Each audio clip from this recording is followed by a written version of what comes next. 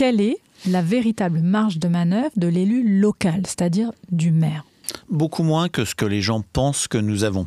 Quand vous êtes maire, les citoyens pensent que vous avez à peu près tous les pouvoirs. Alors, droit de haute et basse justice, ça, ils ont bien mesuré qu'on l'avait pas. Mais très souvent, les gens pensent que vous avez la main sur tout, que vous décidez de tout, que quelqu'un qui a besoin d'un logement, le maire peut, comme ça. Et puis, s'il y a une construction qui se fait, c'est grâce ou c'est la faute du maire. Il y a un droit de propriété qui existe. Vous savez, moi, ça fait maintenant plus de 25 ans que je travaille dans les collectivités. On a paupérisé les communes et la première chose, quand vous avez quelque chose à faire, c'est est-ce que vous avez les moyens de le faire. Mais on a enlevé les moyens aux communes. Il y a 25 ans, il y avait des réelles marges de manœuvre financières. Aujourd'hui, la plupart des communes sont à l'os. Vraiment, ouais, vraiment, vraiment, vraiment. Et puis la deuxième chose, on a tout complexifié. On a pas cesser de surrajouter de la règle à la règle, de la norme à la norme.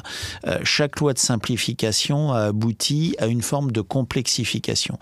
Enfin, la dernière grande loi de simplification sous François Hollande, elle aboutit en Île-de-France à créer la métropole du Grand Paris, sans supprimer les établissements publics territoriaux. Enfin, on a rajouté une couche sans se dire est-ce que si on en rajoute une, il ne faut pas en enlever une autre. Alors je dis les EPT, ça aurait pu être les départements.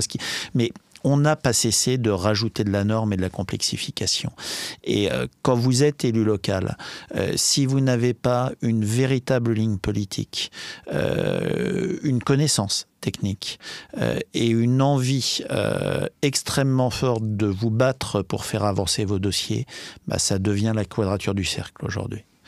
Et c'est ce qui fait, encore une fois, qu'en 2026, on va avoir beaucoup de maires qui ne se représenteront pas dans des petites ou moyennes communes.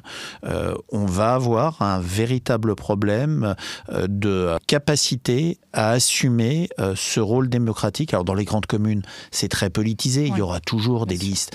Quand vous êtes dans des communes de moins de 3 000, moins de 5 000, moins de 10 000, même moins de 20 000, on va vers une paupérisation, un affaiblissement du personnel politique. On paye aussi le fait de ne jamais avoir traité du statut de l'élu, le fait de ne jamais avoir été capable de mettre le holà sur les violences que subissent les élus, de plus en plus fortes. Il n'y a pas aujourd'hui de protection de l'élu. L'État ne protège pas ceux qui se battent pour lui. Ce que je dis pour les élus, c'est vrai pour les policiers, pour les gendarmes, pour les pompiers, pour les enseignants, pour les médecins, pour les pharmaciens.